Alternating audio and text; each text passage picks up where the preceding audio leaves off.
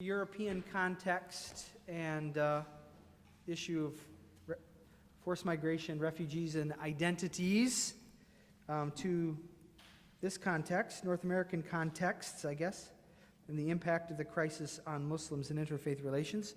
However, before I start, a couple of announcements. Just a reminder about the evaluation form. Please avail yourself of that.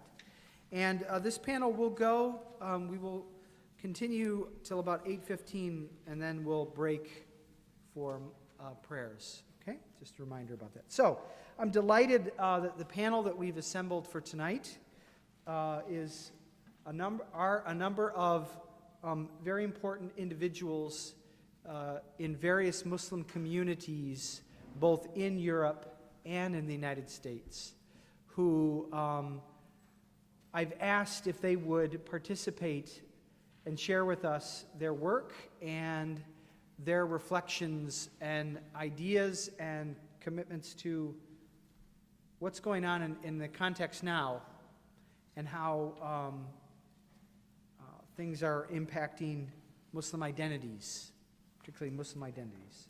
So, you have on your panel, you have the members of the panel in your handout. We have Khalil Abdullah, who is the co-director of the Faith Institute for the Atlanta Masjid of Al-Islam.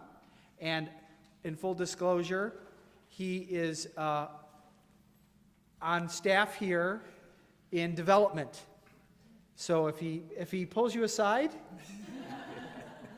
he has something to ask you about. I just want to say I'm not on the clock. Okay, you're not on the clock. Next, we have Tahriah Amatul-Wadud, who is a lawyer, civil rights lawyer, domestic relations lawyer in Massachusetts. Maryam Bitar, UConn law student, and has been active in communities resettling refugees in West Hartford. Ertugrul Gokcekuyu from Rotterdam, Islamic University in Rotterdam, that we have, Hartford Seminary actually has a relationship with the Institute there, so we're delighted that he's here to participate tonight. And Imam Refai Arefin from the Islamic Association of Greater Hartford in Berlin. So I'm going to ask each of you to spend 2 to 3 minutes introducing yourself and opening statement. Good evening. Assalamu alaikum, peace be upon you. It is really a joy to be here with you. I have heard that thus far the conference has been quite a success and rich and full of direction for us to take action moving forward. So it really is a pleasure to be here, and with this very distinguished panel. I see that they kind of bookend this panel with 2 imams. So I hope that some of my comments aren't repetitive by the time they get down to Imam Refai. I'm going to share just very quickly from a local perspective. I live in Atlanta, so I live in the South, and the South is a very different place. And the South's response, I would like to say, kind of reflected its what we like to call Southern hospitality down in Georgia. But we also know that the South can push back against the other and has a long history of that. And so we saw this happening the few years ago that we really began to see more of the Syrian refugee crisis land at our back door, quite honestly. So locally, some of the things that we're doing, and I attend a predominantly African-American mosque, the largest African-American mosque probably in the Southeast. And it's interesting that this issue of the refugee crisis really hit home with this particular community. I think mainly because of its history. It's when we see persons, families broken up because of othering, because of their identity. When we see people traveling miles and miles and miles to find a safe place, for my community, that really hits a chord. And so it has really awakened us more to our responsibility to our brothers and sisters across the world. I think I'll stop there because there's a lot more to say, and I'm getting the half a minute sign. Right. And again, I'm an imam, a preacher, so I could just go on and on. So I'll stop there. Good evening, everyone. Assalamu alaikum wa rahmatullahi wa barakatuh. Greetings. I'm really honored to be here, and since we started planning, I've just thought long and hard about what I hope to not only share, but what I hope to also to gain from being in these high-level conversations. I'm not going to try to tackle the problem right now in these 3 minutes, but I'd like to show you a little bit about who I am so you know the lens that I see the world and the experiences that I've had.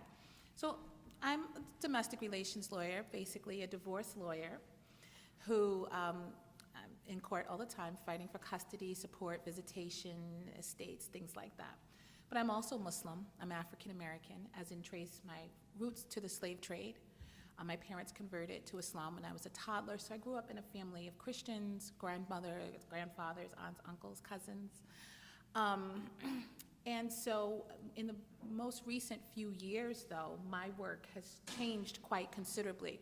Now, the divorces pay my bills, and they are my bread and butter, but I've also been called upon to represent Muslims who've been the targets of some pretty serious threats of violence, discrimination, and I've been catapulted into sort of owning that Muslims are in a state of crisis.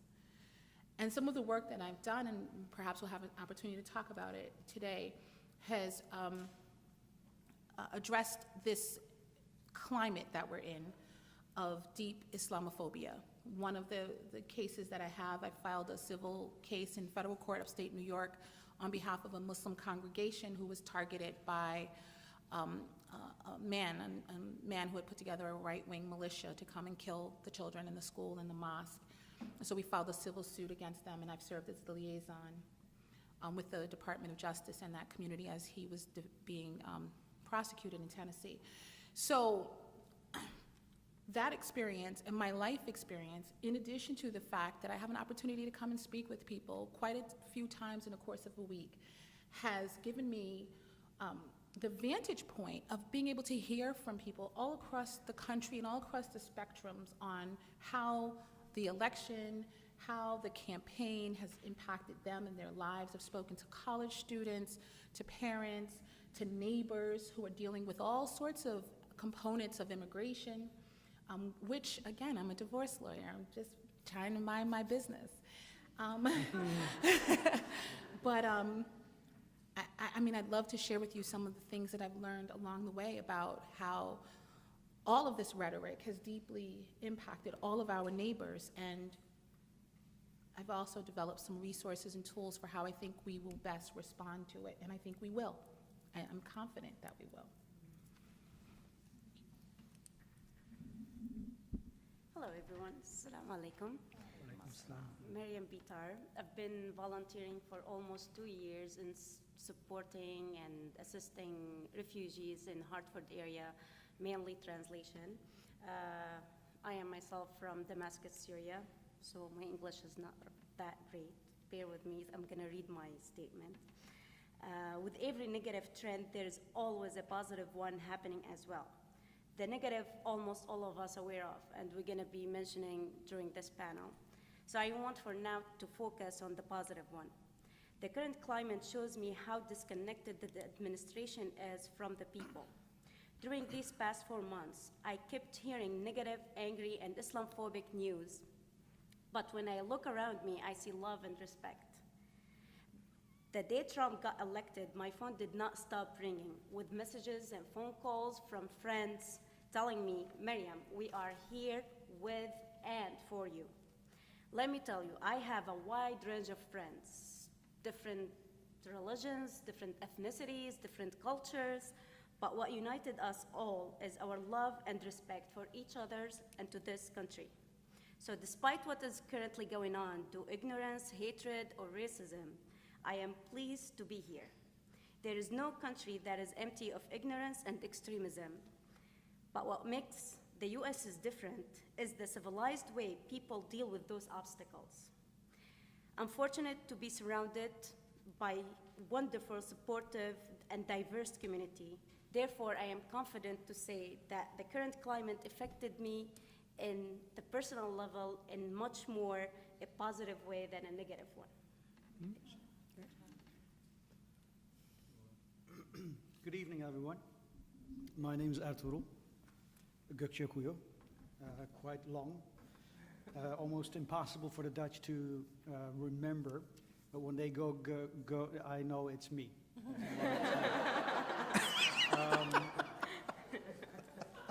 I am from the Islamic University of Rotterdam in the Netherlands. It's a very small, tiny country.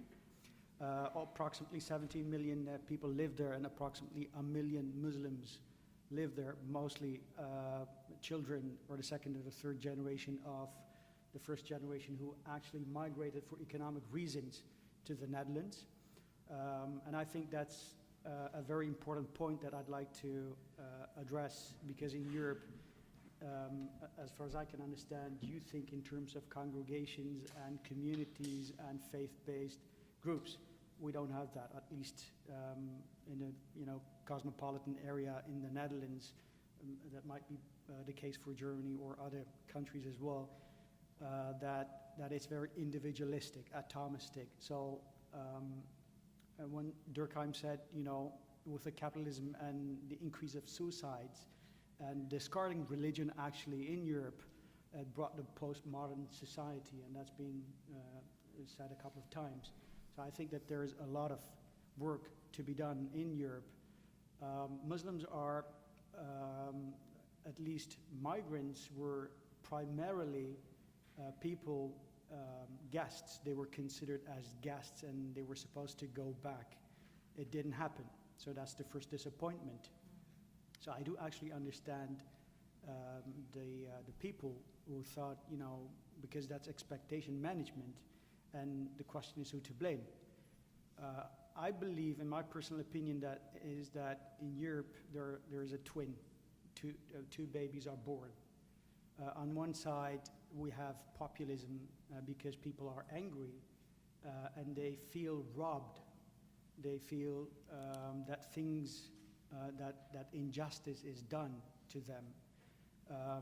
And on the other side, we have radicalization, which is homegrown, which is not imported from abroad, which is homegrown. That would be my generation or the generation after me. So the Islamic University of Rotterdam has 2 degree programs, a Bachelor Islamic Theology and Islamic Chaplaincy, 2 years, a master's degree. And last year, this month, I had the idea to seek out cooperation and what place, most ideal place, actually Hartford Seminary. So I called Heidi.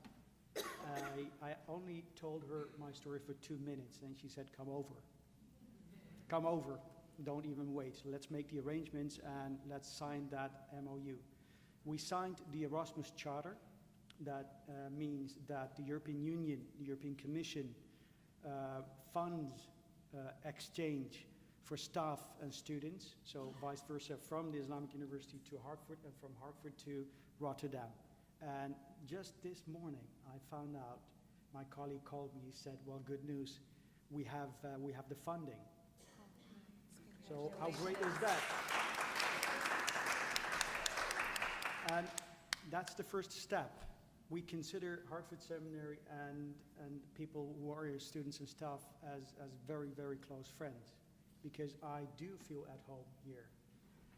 That doesn't mean that I don't feel home there. I do feel at home there as well, but it's different to talk to people who believe that 150 years ago religion, the concept of religion, was discarded from the society and being blamed as a second generation Turkish Muslim to bring back religion into the society. So religion is back on the political agenda. There are 2 groups. On one side, people who think in terms of security, but on the other side, people maybe like me who believe that we should be able to make the transition to produce intellectually, because if we cannot produce intellectually, we are unfit to participate within society, within the politics, you want to be heard, you want to have influence on policy, which is at this moment not the case, then institutions such as the Hartford Seminary, institutions such as Islamic University of Rotterdam are essential to take a peek into history, understand history so that history doesn't repeat again, because it only repeats for those who don't know history. So if we know our history, we know the current situation, we should be optimistic, just like Dr. Nielsen said yesterday. And I am very, very optimistic, almost 30 seconds. 30 more? 2 minutes ago. You're, Just last point, I believe that Islam is totally different than Islamism.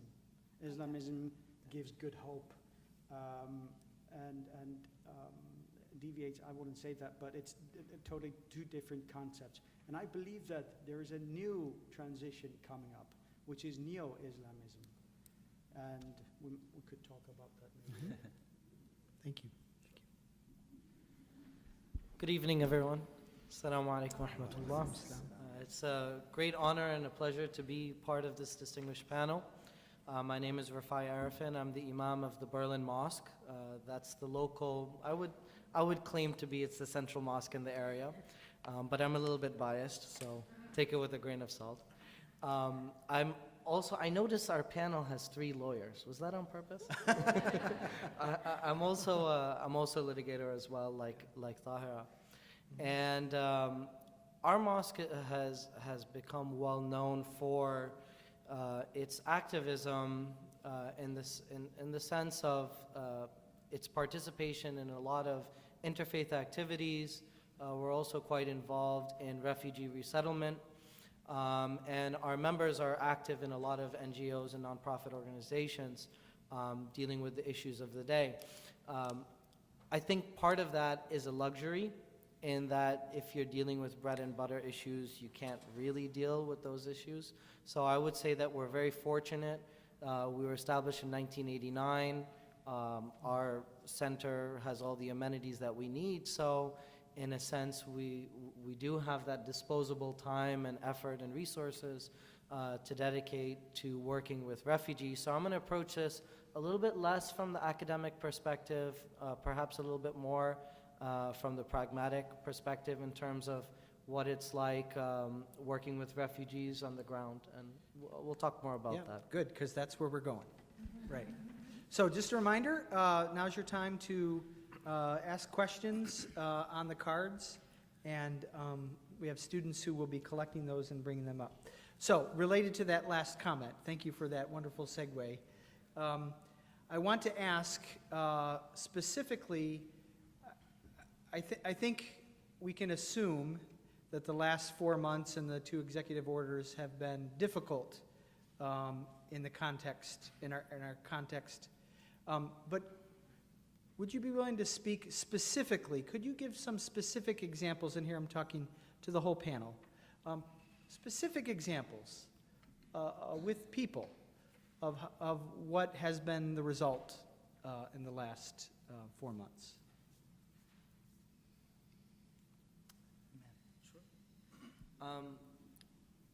Well, there's a lot of good things that have happened in the last few months. We're very fortunate that we're in the state of Connecticut. I'm also the deputy chaplain in the House of Representatives here in Connecticut. I think I'm the only Muslim chaplain in any state that I know of. I say that all the time. I'm waiting for somebody to correct me because I really don't know how do you look that up. You know, our governor has taken a very strong position, although it's very politically unpopular. And I want to commend him for that. We might disagree with him on other issues, but he has been very strong, at least from the humanitarian perspective. So we're very fortunate. Our faith leaders have been very, very supportive of refugees. Many of the surrounding churches and synagogues have shown their interest and support and have actually helped families with the resettlement project as well. But there's one negative aspect that I would like to talk about, which is something intangible, which is stigma. That's the word that I would give it. You know, the refugees coming, it's not that they're leaving from their home to Hartford, for example, but there's some stops along the way.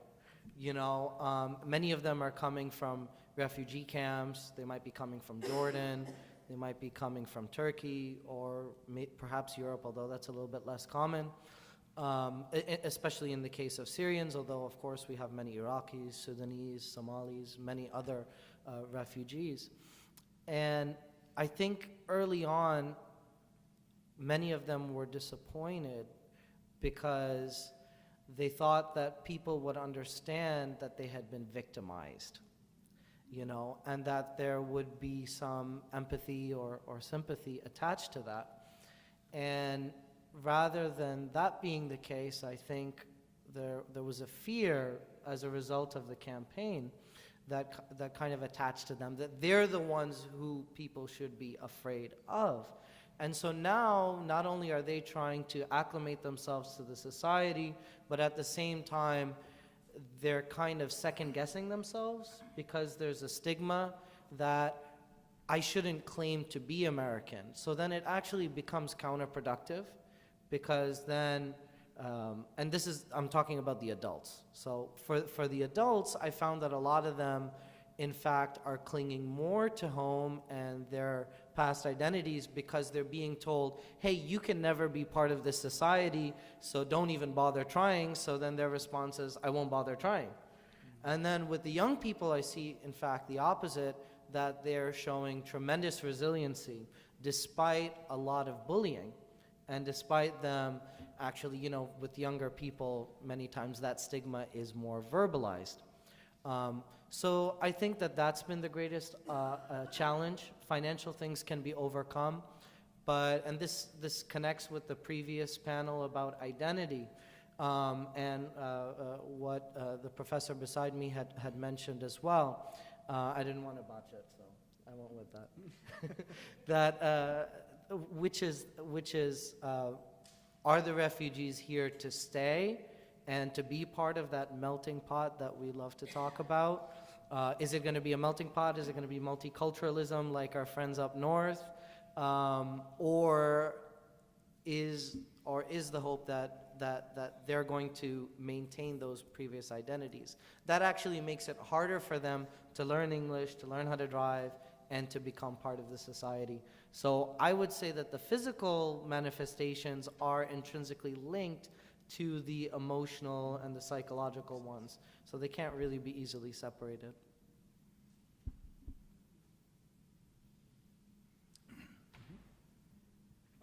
Other specific aspects. Specifics. So my community did get affected in many different aspects and levels during those 4 months. And I'll give some examples on some aspects. Starting with me and my immediate family, the day of issuing the order, we canceled our well-deserved trip to Costa Rica.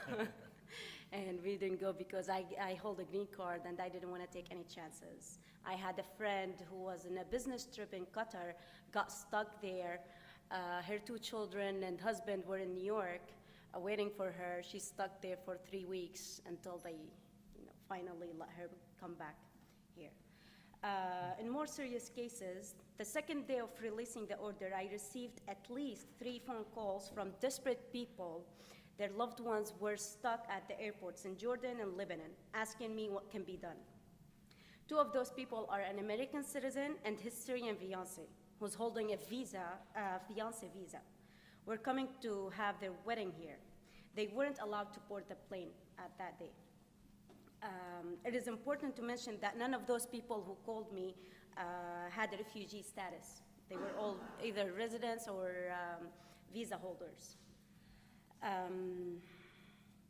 On a faith and spiritual or identity aspect, during those 4 months, 2 of my dear friends took off their hijabs so people won't tell that they are Muslims. And then jobs or education aspect, I have a friend who's Libyan. He's a surgeon. He's done 6 years of residency and wanted to specialize. He got accepted for fellowship at 3 different hospitals, but right after the order, one of those hospitals, which was his #1 choice, rejected him after the acceptance with an apology letter stating that because his country was included in the order, they can't accept him anymore. So those are some specific examples. Thank you. Well, what I was thinking of doing was sort of reframing, just even reframing what the issue is. Like, we are talking about the executive order, but the executive order is just one aspect of the immigration issue, right? When I think about Islamophobia, I'm reminded that Islamophobia is a multi-million-dollar industry, that it's a manufactured fear of Muslims. And when I told this to a group of people, some people nodded their head and they were like, yep, like Holocaust deniers, like climate change deniers. And I said, yeah, we're here, because I used to sound like a conspiracy theorist when I spoke about that.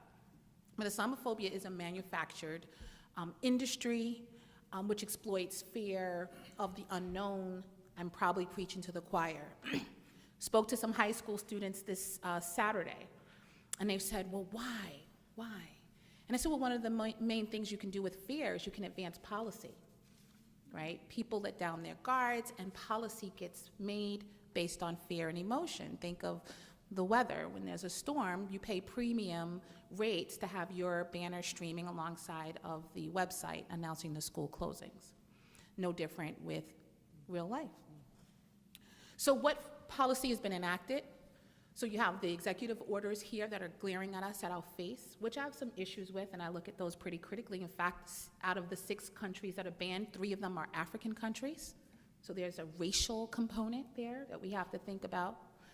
The preamble to the executive order begins with reference to 9/11. None of the 7 or 6 countries on the executive order were anywhere implicated in 9/11. It's got to be critical as we think this through. But guess what else has happened in the past 4 months? It's not just those 6 or 7 countries. There are 25 countries that were on a list that George Bush had created, and that President Obama never really dismantled until the 11th hour of his presidency, which was called NSEERS. There were 25 predominantly Muslim countries in North Korea on that list. Okay, so stay with me on this. So what specific examples do I have of how the executive orders have impacted communities? Well, I just told you, I'm a member of many communities. My life is a Venn diagram. So for me, the executive orders are the face of the problem, but the collateral results are increased engagement of ICE, those guidance letters that the administration has issued about how to engage with members of the community who are undocumented, have overstayed visas, have allowed for there to be essentially an attack on groups of immigrants that you don't really hear from too often: South American, Central American, Mexican, Caribbean. I have friends calling me saying that their Jamaican relatives have been deported. So while we're focused on these countries, this is happening. One of my friends went on the federal website and said there's the pages and pages full of help wanteds for ICE agents, right? And you know what else has happened? People don't want to cross the borders. I probably will not go to Canada. I always told my kids I wanted to take them to Montreal. But another result of this new wave of immigration issues is border patrol, which is brutal to Muslims, brutal. You talk about hand over your phone and let's go through it, unlock your phone. You have no rights at the border. So I'm hearing of African Americans, regular people, Caucasian Muslims, citizens, I'm not talking about green card holders, I'm not talking about any of that, having difficult times getting back into their own country. They're being harassed, they're being frightened. Let's talk about Toronto. The school district refuses to allow students to travel here to the United States. They're like, keep that drama. We're not sending our students to your country to undergo that sort of harassment. So those are examples about what has happened under this administration using the guise of the executive order, which was the result of racism, xenophobia, and Islamophobia. That was the policy that was advanced, and we're still recognizing and identifying the repercussions. There must be something about that chair, because last night, last night there was a panelist with the same energy, passion, and I said, "Tell us how you really feel about this." So there's something. Truth serum. Okay, that's what it is, right? Yeah. Sorry. Khalil, do you have any? No, I think You- okay. after that, no. Okay. Right. Right. We need some questions. We need some cards. So if you have any questions, please write them down, forward them up. I do want to stay on this the racial issue, because I'm interested. You raised some really some things that I had not thought about. I knew with Caribbean, citizens from the Caribbean countries. And that raised some questions for me in terms of race, religion, and how African American Muslims are responding or dealing with, having to deal with, forced to deal with, what in essence right now has been considered a foreign policy issue. Would anyone care to elaborate on that? You take it, and then I'll follow up on you. Okay. Because Trying to make this easy on me. Let me say that there's a history between what we call African American mosque, and I don't know a better way of using this, and immigrant mosque, right? Mm-hmm. Mosques that are predominantly perhaps South Asian, Arab, others, right? So I'm kind of taking you inside the Muslim family, right here.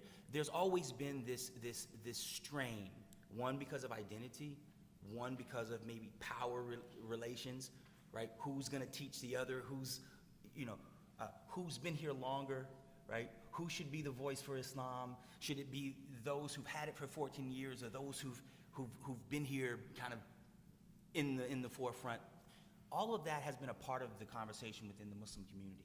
One of the things that I've seen as a result of the refugee crisis, are these two communities finally having conversation about the community, the global community, and the local responsibility to that community.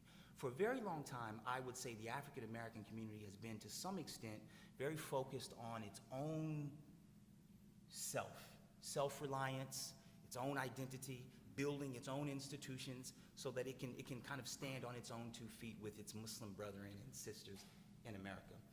But this issue, more than any other issue, perhaps 9/11 was something that was, kind of after that, communities were embracing each other and finding solace and comfort in one another.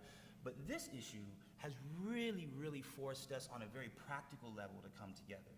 So for instance, Imam Refai was saying at the end, Masjid Muhammad here in Hartford is a predominantly African American mosque. But because of some of the resettlement, oftentimes refugees are resettled and stay in metropolitan areas, in downtown areas, where there's the Salvation Army, where there's Catholic Charities, all of those things. And so we find, even in Atlanta, the same exact picture, where we're finding more and more refugees among our congregation, right? And so what's happening is we're being forced now to reach out to other mosques to ask for help. How do we best serve these communities, and how can we work together to serve these communities? So as deeply important, and I think almost kind of genetically, historically, this issue of refugees is really important to the African American community, and for so many reasons, because of slavery and the institution and the movement from the South to the North.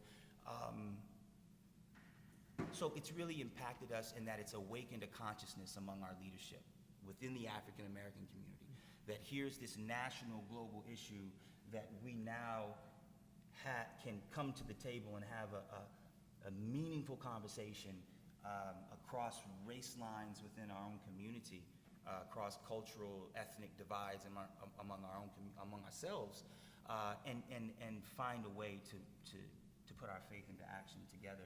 And this is just one of those issues that has really, I think, impacted that relationship. And if I may, I think you articulated that beautifully. I would say just anecdotally, when I look at the masajid or the mosques that are very diverse, I'm talking Southeast Asian, Northern African continent, Sub-Saharan continent, where the population's very diverse. My brother let you into a sort of a sneak peek into the lives of the Muslim community where there is a little bit of a struggle. I would suggest that part of that struggle also goes to how very diverse houses of worship deal with this issue, because what I did not really see, especially in Western Massachusetts, was the mosque saying, look, there's this executive order, let's get together, let's put to rest your fears, let's put lawyers here, counselors, and let's talk about it. I didn't see that. And I wondered why that was, and I can only imagine that when you start talking about issues of immigration and status, what else are you talking about? You're talking about issues of class, okay? You're talking about issues of privilege, and perhaps that's not something that this community, with its own struggles, is comfortable coming to the table and saying, I've overextended my visa. My homeland is on the list, whereas someone else in that community or at that mosque doesn't have that issue. You don't want to be judged. So I think that's very, very significant that a Muslim who is in a community may have that sort of struggle, in that they may not be able to turn to their house of worship to help get them through that particular aspect, but what I do see is that the interfaith community has stepped up. So you will see Muslims going out to different Catholic and Christian and Jewish nonprofit organizations for support, where they may feel less judged by their own brother or sister. And I think that's a need. I think that's a gap that we need to fill, and it is based more so on insecurity. That's my thought, my observation.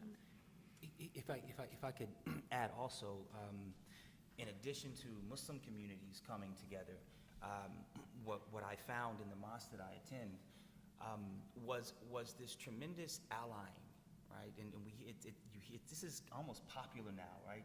To become allies, right? We see it, all over the news, right? And when something happens like this, we're allying with each other. That's something else that's occurred because of this crisis. That we're also allying with non-Muslims, and I hate to use that term, right? Because it's just a weird term, non-Muslim.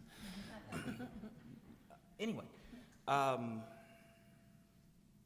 so we're seeing allies as well that we hadn't seen before. We're seeing faces in the mosque that we hadn't seen before, and perhaps that we would not have allied before. But this is galvanizing this kind of renewed spirit and commitment to social justice in the Muslim communities. Not just the African American Muslim community, but across the board, where before it might have been more inward focus for this burgeoning Muslim community establishing itself in America, but we're being forced now to look outward alongside others. And one more piece, it was the education piece that I find in my mosque now, that we're not only educating ourselves about policy and about ICE and about the refugee crisis, but we're also educating our community, our local community, our neighbors.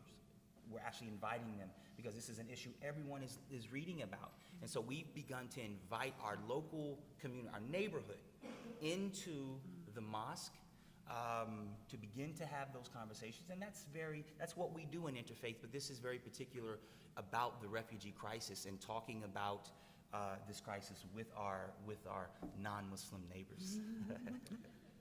So that's been a wonderful takeaway for us, despite the tragedy that we're all living among. So let's stick with the non-Muslims for a minute, even No, you don't think that.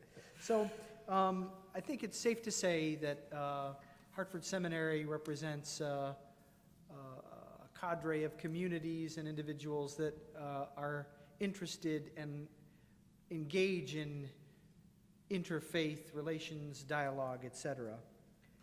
And that's something that has been seen as a positive thing in the Christian community, or in these particular Christian communities. Let's engage in interfaith dialogue. But are there any negative impacts? Or what is the intra-Muslim dialogue that takes place when faced with the opportunity for interfaith dialogue? Does that make sense? When you are faced with the opportunity or the challenge of interfaith dialogue, what intrafaith takes place? Yeah. I think I can relate to that. We have, our situation is very, very different than the situation you have in the States. My kids come from a very secular society, and there is a great deal of lack of knowledge about Islam, about their own faith. And they actually found out about themselves that they were Muslims, or even I, after 9/11. Oh my God, okay, we are Muslims. But what does that mean? So that's when the interest in Europe, on the mainland, started about Islam. And it was, 10, 15 years ago, the slogan was, it's a debate about Islam without Muslims, and that still is a little bit the case. The 300 plus students that we have within Islamic theology and Islamic chaplaincy are from all walks of life. There are kids who think very, very liberal about Islam, but I also have students who sympathize with the political side of Islam. And I have even just one specific example. I have a kid who converted to Islam 2.5, 3 years ago, and he learned Arabic, very fast learner. He clothes himself in traditional ways, and I don't know anything else. I always wear suits. And as we were talking, and I could see what he was thinking, and I said, you're just about to do takfir on me, right? And Can you explain that for some people who might not know what takfir? You would describe me maybe as a non-believer, or a heretic, right? That would be the word. He said, no. I said, well, in Islam, you may not lie. That's a big sin. He didn't answer the question. But that confrontation is quite healthy. I've had kids who were quite extreme, very radical, and you see the shift in the mind, the way they write in their essays. I let them, for example, write every week an essay, and then let them read classical texts and expose them to lots of literature, modern literature as well as classical literature. And you see that even though they wouldn't admit that the mind is shifting, the way they think starts to change. So that's the part about knowledge, about understanding. And as a people, as someone in the people business, in the education business, it is, I see it as our task to show them, inspire them about acquiring knowledge. And what they do with that knowledge, with those tools, that's going to be productive and constructive within the society. They will socially participate, politically participate, but they will participate and not wait on the sideline. So they will have the opportunity to participate. So there is a lot of, behavior of being laid back. And people like Tuba, people like, maybe my generation, the pioneers, it's just started. So when I hear you talk, on a panel, wow, that's 10 years from now in the future of Europe. It's going to be us, the advocacy,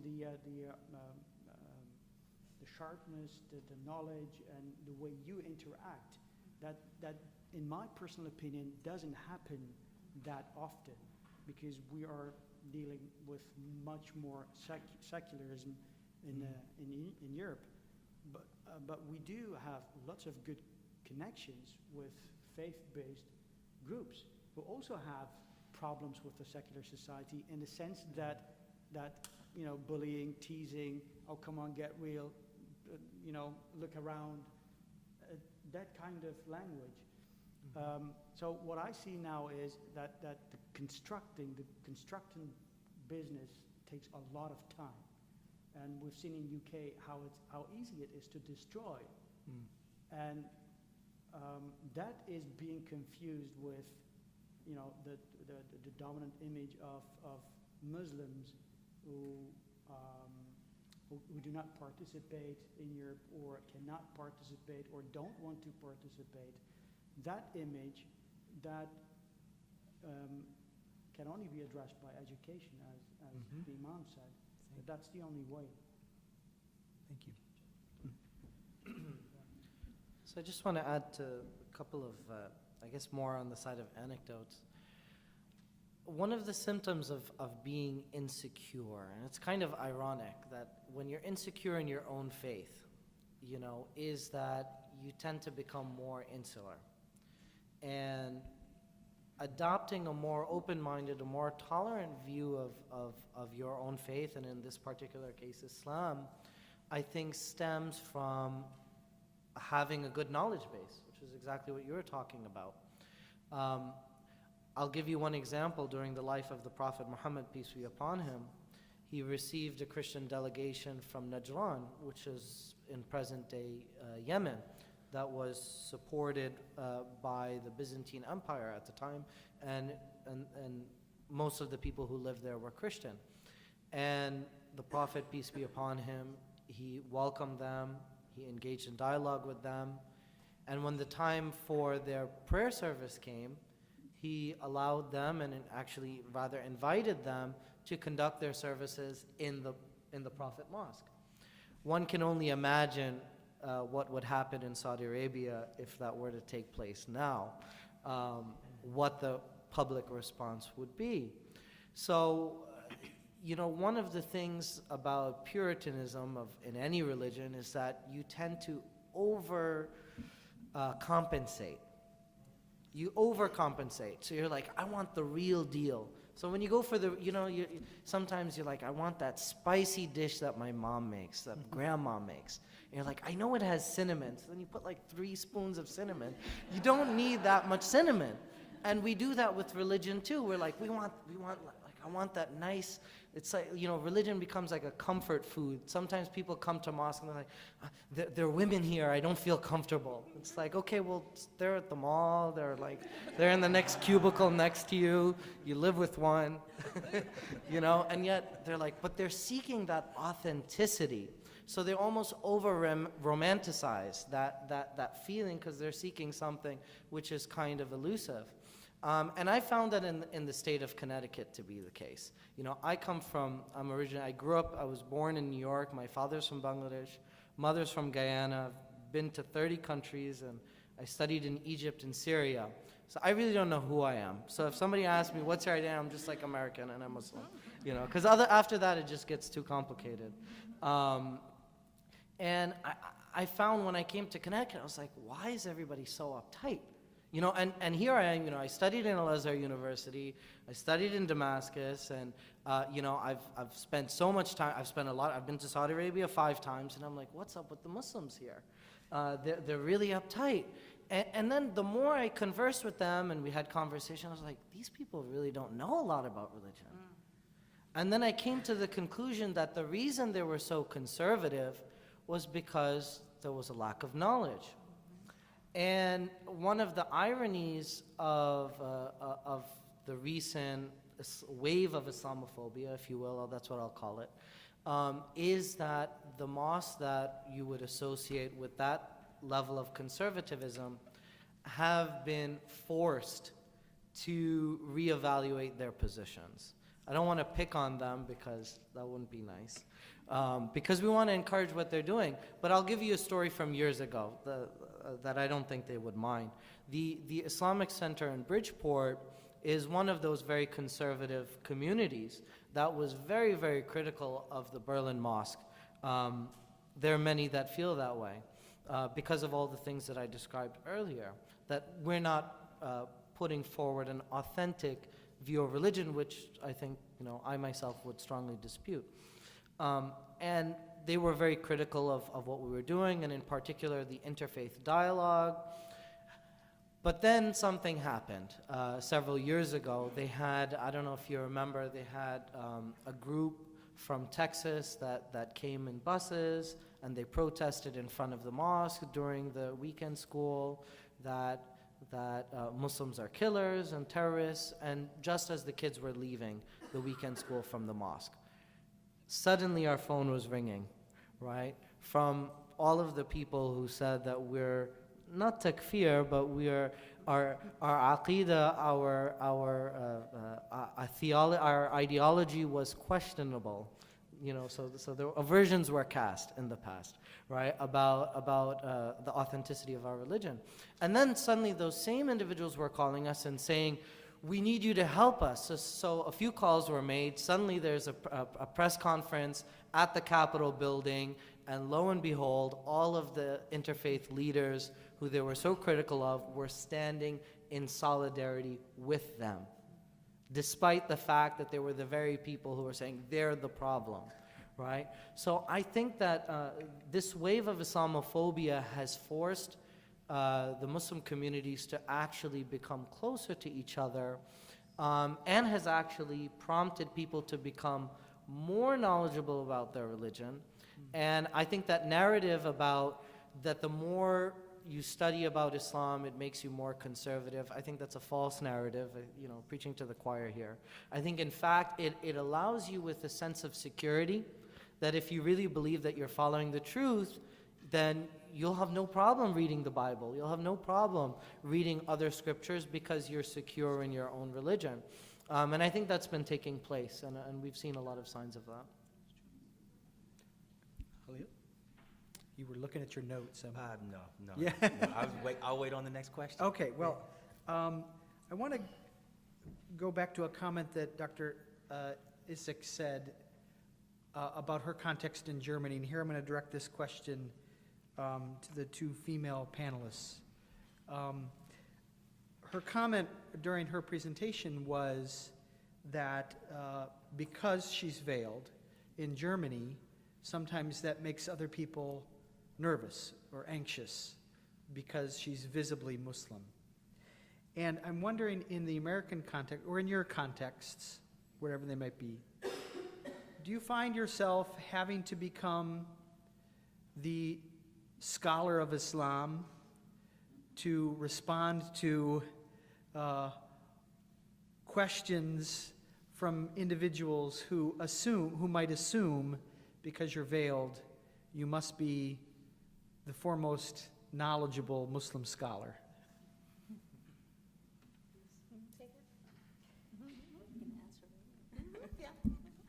Yes. The answer is yes. They do.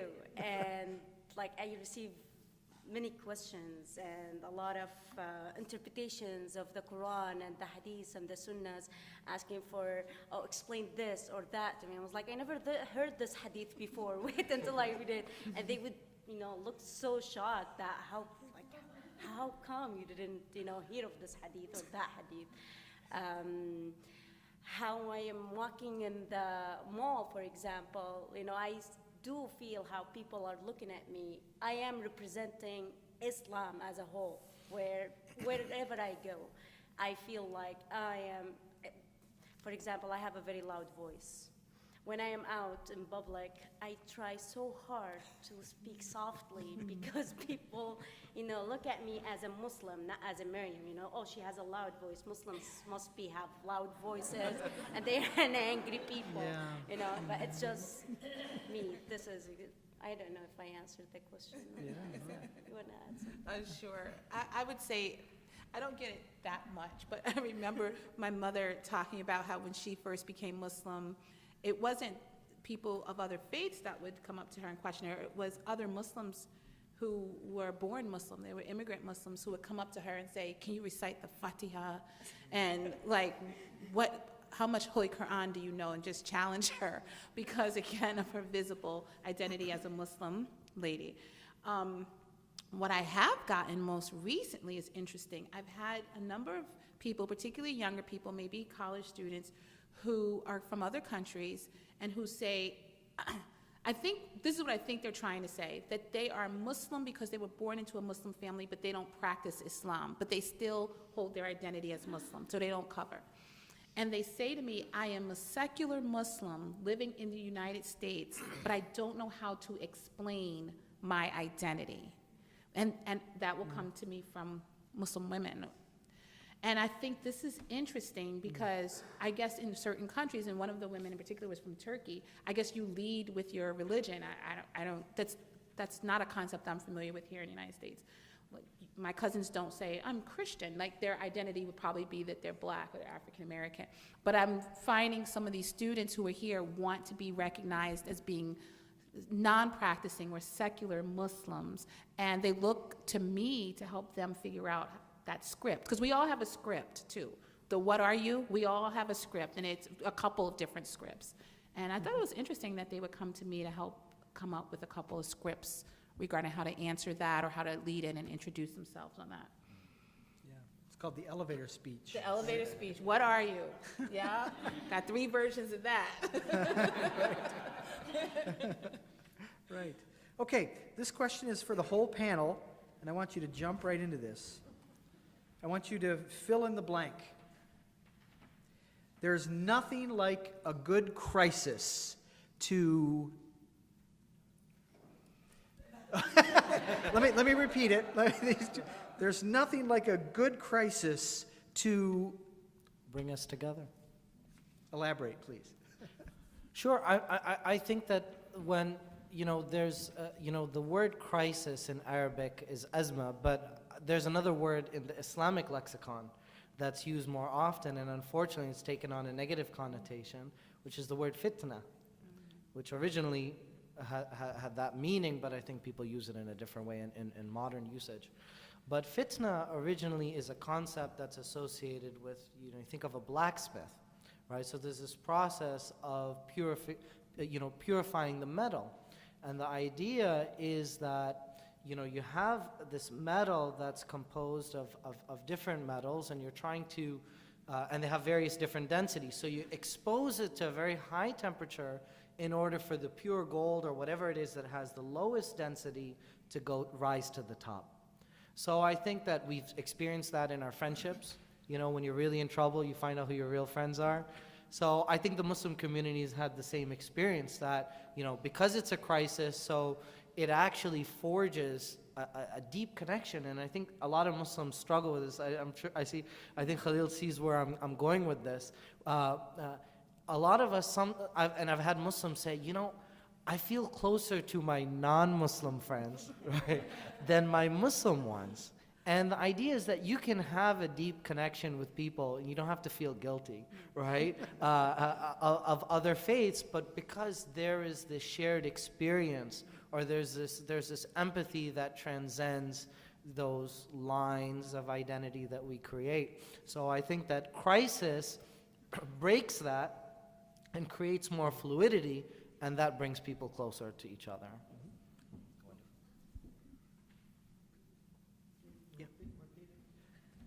There's nothing like a good crisis to... Transition. I'd like to point out, just the other day I was looking at the Arab Revolution, and then I thought, the French Revolution, 1789, right? The French Revolution, 1789. And symbols are important. Symbols, traditions, rituals, because they're sacred and they have meaning for us. For me as a Muslim, traditions, rituals, symbols are important. And the time difference between it doesn't mean anything at this moment to me, but 1789 and 2011, when you subtract that, it's exactly 222 years. I found that interesting. It's just interesting, intrinsically interesting. What it exactly means, I don't know, but it's interesting. Just like the French Revolution, it did not cause immediate consequences, but the ideas of the French Revolution were never forgotten. And so I want to look at this transition thing from a different perspective, see the parallel between the French Revolution and the Arab Revolution. And these ideas, which started, in 2011, will not be forgotten. So there is the repetition or the predictability, the transition to something better. What we've seen today, the movie, I was speechless. I didn't know how to react. I didn't know whether to cry, and I was ashamed of my humanness, in a way. But looking from a different perspective, right after the French Revolution, thousands of people went to the guillotine, and Robespierre, he went himself to the guillotine. So if you see a parallel between, Assad and Robespierre, I don't know, but it could be one right there. And then Mariana was an important symbol of the French Revolution. And when you look at the carriers, the Enlightenment, the people of the Enlightenment, they even had a moment of march. They went walking to the Notre Dame, and they replaced Maria with the image or the statue of Mariana. And when I look at Turkey, Rabia, it's been carried. There are those who carry Rabia as a symbol. So I see quite a lot of parallels, and that too gives me a lot of hope. She wouldn't be here if the Arab revolt, the revolution didn't happen.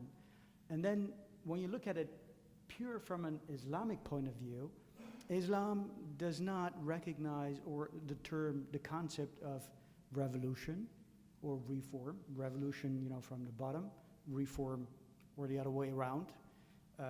Anyway, it does not really absorb revolution or reform, but it's more of islahat.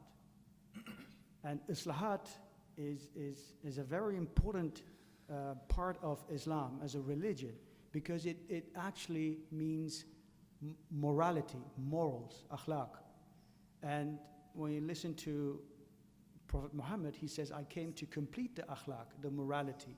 And when I read Ibn Khaldun about his Umran theory, he says, when a society starts losing its morality, and that's what Dr. Nielsen said yesterday, and some other people, when pastors don't walk anymore, when religion is being discarded, you take out morality. Morality means being able to judge what is right from wrong. And we know what is wrong, and we know what is right deep in our hearts, except when we feel that injustice is being done to us, we get defensive. And that kind of, shifts the balance to, I'll bring you civilization, I will teach you. Whereas in maybe in the future, in an ideal society, everyone is absolutely free and absolutely equal. But we are humans, and we need to learn morality. We need to learn how to make the difference between, good or right or wrong. Thank you. I have to second what Imam Refai said. As I mentioned at the beginning, with every negative trend or wave, there is always a positive one. And I thank God that I got affected by the positive one more than the negative one. Again, when there's crisis going on, you would know who the true friends are, how people really feel about you or your faith or religion. Some people that I received calls from, I didn't even know their names when they called me. They said, remember, I attended one class with you at that semester. I just want you to know that you have a friend here to rely on.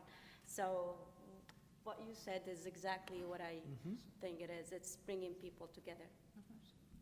Yep, I'm going to echo what both of them said, and also suggest that some of the relationships that I've had my whole life have become more fulfilling in the past year or 2 years, where instead of tiptoeing, I have a lot of friends who are non-Muslims. I have a lot of friends who are not my race, and sometimes you're very polite and you tiptoe around issues and you're just super duper polite, but that's somewhat superficial. But in a crisis, you have to roll up your sleeves and get to work, and now we really have to talk about the things that I never would have talked about in public before. And that's helped me in my personal relationships, because now my friendships are doing what friendships are made to do, and that is to support and to give support. So yeah, I think of like dealing in, using the word crisis, I think of something happening, you're in an emergency room, and the staff just gets to work. They're not saying, excuse me, they're not, may I, they are saving that patient. And that's sort of where we are, even in how we execute whatever it is that we're doing with our relationships that we know are strong and can withstand that brutal honesty. I'll quickly add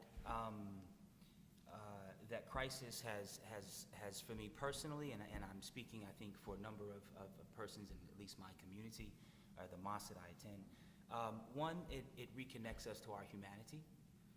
All of us can remember seeing that picture of the baby washed up on shore. That really impacted me personally, and I'm sure it had that same kind of impact on others. And we have other pictures of small children that tend to wake us up to our humanity. So this crisis has one, done that. Two, it also has reconnected us to God. It has deepened our relationship with God. It has deepened my personal relationship with Scripture. All of us can read through our text, the Hebrew Bible, the Bible, the New Testament, the Quran, and find themes and tropes and narratives of being a refugee, whether it's the children of Israel, whether it's Moses, whether it's Joseph and Mary, whether it's Jesus, whether it's Muhammad. We can go on and on. So it's reconnected us to the power of Scripture and the power of that language and those narratives being preached from the pulpit to common folk like us. And while we have this international crisis, we're reminded that our power is really in our hands locally, and to begin to try in some way to have an impact on what we're seeing internationally at a very local level. And so again, I think I echo what everyone said, that it has brought us together. It's allowed us to look in the mirror and recognize our humanity again. And for me, and I think the most important, it has allowed me to return back to God, asking forgiveness, asking for strength to be a better human being, asking for my eyes to be opened again. And that's been a real benefit of this terrible tragedy for me and so many preachers and congregations around the country. Thank you for sharing that. It's a little after 8:16 or so. So at this point, we're going to take a break for prayers. Those who would like to avail themselves of the chapel for prayers, it's open and available right now. We'll come back at 8:30. We have another particular question that I hope will be challenging to the panel, and then some final remarks. Okay? Announcements. That's tomorrow. So, thank you for coming back after prayer. I'm going to word this a bit differently than the person who asked this, so I apologize if this is not exactly what you meant. But this is a challenge, I think. This is a challenging question for the panel. So, as we heard earlier today from both the keynote and the respondent, that not all Syrian refugees are Muslim. There are Christian Syrians who are refugees as well. And quite often, shouldn't say quite often, I don't know the statistics, but sometimes those Syrian Christians are assumed that they are Muslim and may face bullying or prejudice or even threats. How can the Muslim communities respond to such situations in which, let's say, Christian communities are not only partners in responding to the refugee issues or migration issues, but where Christians actually might be those on the receiving end or the victims, or those who have been, somebody used the word earlier, Imam, I think you used the word, refugees who come have been experienced, there's a word that you used, it was stigmatized, yeah, right. Does my question make sense? Yeah.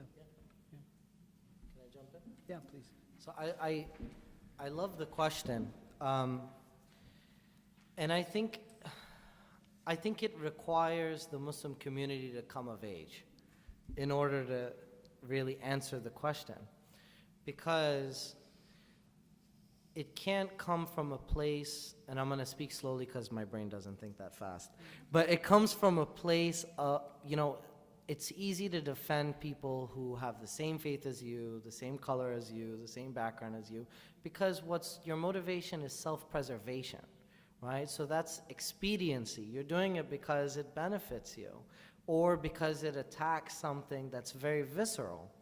And it's in a way reactive, which is something which is natural. So it doesn't come from I'm being a little bit judgy, I don't know if that's a word, in saying this. It is now. Yeah. I'm being a bit judgy in saying this. So the people who are busy with those sort of things perhaps are just concerned with those motivations. They didn't have to connect with anything deeply spiritual. But when you're motivated by a moral imperative, or an Islamic ethos, or something deeper, something at your core, something from your spirit that requires you to open to other people, then that is something which is much more deep and more meaningful. But it also usually comes from people who are pretty secure in their identity and in their own well-being in order to be that open-minded. I think the Muslim community is in transition, and I want to connect with what was said earlier. The Arab poet Ahmad Shawqi, he said that إنما الأخلاق إنما الأمم الأخلاق ما بقيت. He said that civilizations are defined by their character, by their moral uprightness, right? فإن ذهبت أخلاقهم ذهبوا. So if their moral fiber dissipates, then they themselves also dissipate. So what makes us, and especially something like Muslim, there's no color for being Muslim, right? We don't have any special symbol. It's an idea. It's not even, in other faiths, Buddhism, okay, let's all hang out, it's about Buddha, so it's easy, Christianity, it's about Jesus Christ. Islam, it's a verbal noun. It's pretty boring. It's like, it means attaining, peace through submission, but it's not about a figure, right? So, so people are like, well, we're followers of so-and-so. It's not about a certain group. It's not about a geography. It's about people who agree on an idea. So it's meant to be a transcendent identity, right? So by its very definition, it's supposed to connect with people at a deeper spiritual level. And this is something that the Prophet Muhammad, peace be upon him, talked about throughout his life. One example that I can mention of many examples is before he received the message from the Archangel Gabriel, was a pledge that he participated, which is known fondly by people as Hilf al-Fudul, or the pledge of Abdullah ibn Jada'an, right? So this was comprised of non-Muslims because there was no concept, some people are like, well, what about the Prophet Muhammad, peace be upon him, was he Muslim at the time, right? So you kind of have to challenge your definition of words in order to figure out how to talk about it, right? But they all came together and they said, there's been an injustice. It's a long story, I won't tell you. Somebody, got ripped off, right? And so they said, we're all going to come together and we're going to make a pledge that it's no longer going to be a society defined by tribalism, but rather we're going to, stand for certain principles. So it's not going to be based on expediency. It's going to be about concern for the other. I don't think the Muslim community is there yet. You find that why are Muslims, I volunteered with Iris, 10 years ago, and my roommate was very active with Iris, and there are very few Muslims that were involved. Now there are many, because there are a lot of refugees coming from Syria and Iraq, and why weren't they involved? Now Muslims are suddenly talking about refugees. Well, there have been refugees since forever.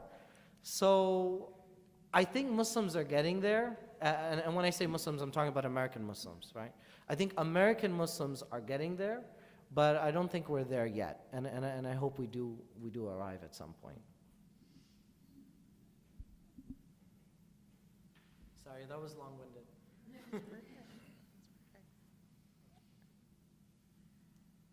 There's got to be more than that.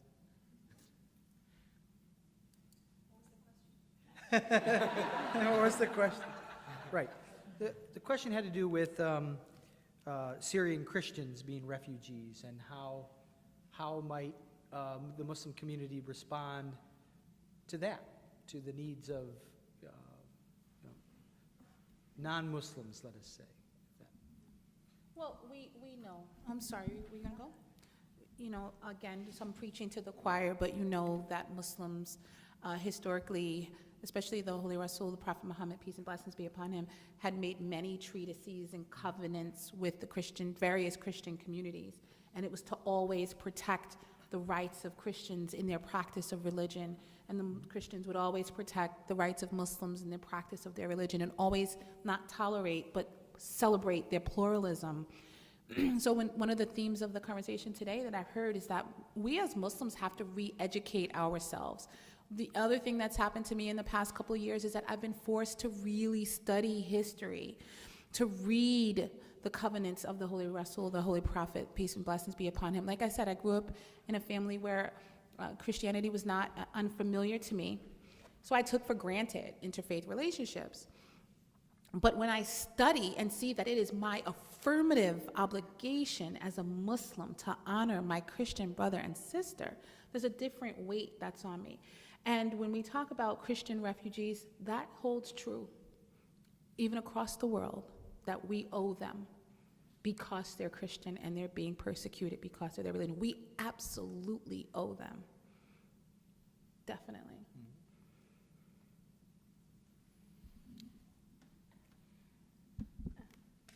I agree with Imam Refai, and I would say the Muslim community is still not here yet. I do volunteering now for almost 2 years, and all the groups I am volunteering with or to are churches and synagogues. A lot of Muslims are volunteering now, but I haven't seen any Muslim community co-sponsoring family, whether Christian or Muslims, refugees family, Syrians or non-Syrians. We're not even close yet to differentiate between Muslims and Christians, because I believe that the community here, especially in this state, are still establishing itself. I went to visit Houston, Texas. The Syrian or the Arabic community there, it's totally different community from what I've seen here. They are well-established people. They have their own like beautiful mosques, masjids, and the community centers. I asked about the refugee status there. Everybody's helping, mostly Muslims helping other Muslims or non-Muslims. But in here, I didn't see the active community with refugees in general. Okay, thank you very much. All right, I'd like to make a few final comments before we finish. But first of all, I'd like to thank the panel for being here.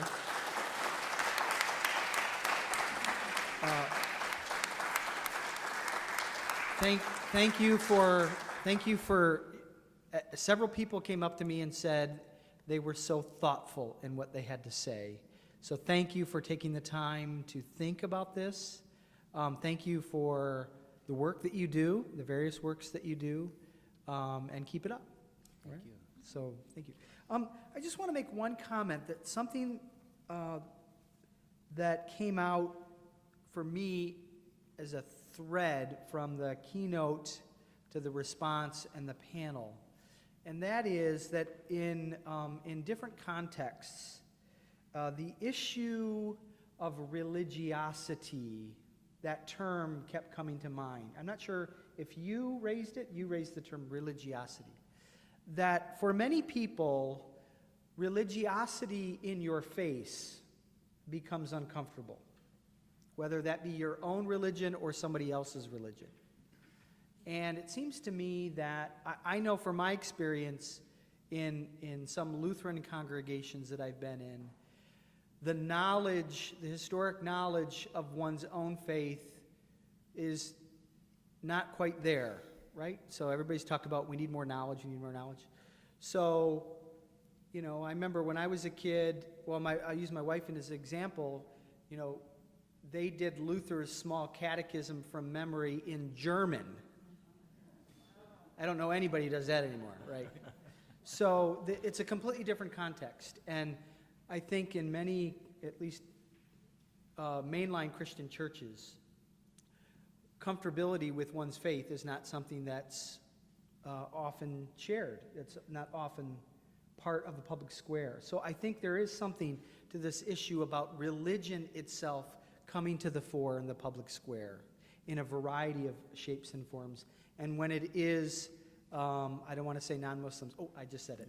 When it's another or it's not your own, then that becomes even more uncomfortable, right? So maybe it goes both ways. Maybe, especially when you're part of dominant culture, you have privilege to ignore, to not deal with when you're not part of dominant culture. You have to face that, right? So I think maybe that's something that we can think about, rather than Christian-Muslim religiosity or religion in the public square.